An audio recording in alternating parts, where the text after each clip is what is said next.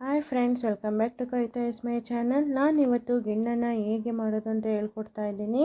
ಇನ್ನೂ ಯಾರು ನನ್ನ ಚಾನಲ್ನ ಸಬ್ಸ್ಕ್ರೈಬ್ ಮಾಡದೆ ನೋಡ್ತಾ ಇದ್ದೀರಾ, ಪ್ಲೀಸ್ ಸಬ್ಸ್ಕ್ರೈಬ್ ಮಾಡ್ಕೊಳ್ಳಿ. ಬನ್ನಿ ಹೇಗೆ ಮಾಡೋದು ಅಂತ ನೋಡೋಣ. ನಾನಿಲ್ಲಿ ಅರ್ಧ ಲೀಟರ್ ಆಗೋಷ್ಟು ನಂದಿನಿ ಹಾಲನ್ನ ತೊಗೊಂಡಿದ್ದೀನಿ. ಇದನ್ನು ಒಂದು ಪಾತ್ರೆಗೆ ಬಗ್ಗಿಸ್ಕೊಂಡು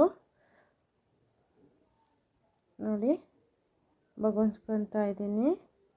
ಈಗ ಇದಕ್ಕೆ ಒಂದು ಬೌಲ್ ಆಗುವಷ್ಟು ಕಪ್ಪು ಬೆಲ್ಲನ ಚಚ್ಚಿ ಪುಡಿ ಮಾಡಿ ಇಟ್ಕೊಂಡಿದ್ದೀನಿ. ಕಪ್ಪು ಬೆಲ್ಲ ಹಾಕೋದ್ರಿಂದ ರುಚಿ ತುಂಬಾ ಚೆನ್ನಾಗಿರುತ್ತೆ. ಸಕ್ಕರೆ ಹಾಕಿದ್ರೆ ಅಷ್ಟು ಚೆನ್ನಾಗಿರಲ್ಲ. ನೋಡಿ ಈ ಥರ ಫುಲ್ ಹಾಕ್ಕೊತೀನಿ ನಾನು. ಆಮೇಲೆ ಫುಲ್ ಹಾಕ್ಕೊಂಡು ಚೆನ್ನಾಗಿ ಮಿಕ್ಸ್ ಮಾಡಿಕೊಂಡು ಬೆಲ್ಲ ಒಂದು ಕರ್ಗೋವರೆಗೂ ಒಂದು 10 ನಿಮಿಷ ಚೆನ್ನಾಗಿ ಮಿಕ್ಸ್ ಮಾಡ್ಕೋಬೇಕು. ನೋಡಿ ಯಾವುದೇ ಕಾರಣಕ್ಕೂ ನೀರು ಹಾಕಬಾರ್ದು. ನೀರು ಹಾಕಿದ್ರೆ ಗಿಣ್ಣ ಚೆನ್ನಾಗಿ ಬರಲ್ಲ. ಪಾತ್ರೆನೂ ನೀರಾಗಿರಬಾರ್ದು, ಹಾಲಿಗೂ ನೀರು ಹಾಕಬಾರ್ದು. ನೋಡಿ ಚೆನ್ನಾಗಿ ಮಿಕ್ಸ್ ಆದಮೇಲೆ ನಾನು ನೋಡಿ ಅರ್ಧ ಲೀಟ್ರಿಗೆ ಇಷ್ಟು ಸಣ್ಣ ಲೋಟದಲ್ಲಿ ಒಂದು 3/4 ಕಪ್ ಆಗುವಷ್ಟು ಗೀ ಬಾಲ್ನ ಹಾಕ್ಕೊತಿದ್ದೀನಿ. ಗೀ ಬಾಲ್ನ ಹಾಕ್ಕೊಂಡು ಚೆನ್ನಾಗಿ ಮಿಕ್ಸ್ ಮಾಡಬೇಕಾಗುತ್ತೆ. ನೋಡಿ ಈಗ ಚೆನ್ನಾಗಿ ಮಿಕ್ಸ್ ಮಾಡ್ಕೊಳ್ತಾ ಇದ್ದೀನಿ.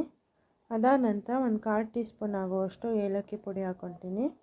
ಏಲಕ್ಕಿ ಪುಡಿ ಹಾಕ್ಕೊಂಡು ಚೆನ್ನಾಗಿ ಮಿಕ್ಸ್ ಮಾಡಿ ಆಮೇಲೆ ಯಾವ ಪಾತ್ರೆಯಲ್ಲಿ ನೀವು ಬೇಯಕ್ಕೆ ಇಟ್ಟಿರ್ತೀರ ಅದೇ ಪಾತ್ರೆಗೆ ಸೋಸ್ಕೊಳ್ಳಿ.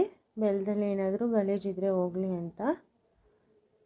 ನೋಡಿ ಈಗ ನಾನೊಂದು ಕುಕ್ಕರ್ ತಗೊಂಡು ಅದಕ್ಕೆ ಒಂದು ಈ ಥರ ರಿಂಗ್ ಹಾಕ್ಕೊಂಡು ಒಂದು ಮಿಳ್ಳೆ ಆಗೋಷ್ಟು ನೀರು ಇಟ್ಕೊಂಡು ಬೇಯಕ್ಕೆ ಇಟ್ಕೊತೀನಿ. 1 ವಿಷಲ್ನ ತೆಗೆಸಿದ್ದೀನಿ ನಾನಿಲ್ಲಿ. 1 ವಿಷಲಿಗೆ ಬೆಂದೋಗಿದೆ, ನೋಡ್ಬೋದು ನೀವು.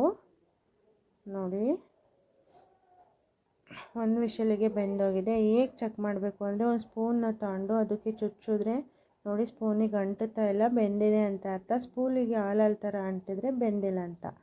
Thank you for watching.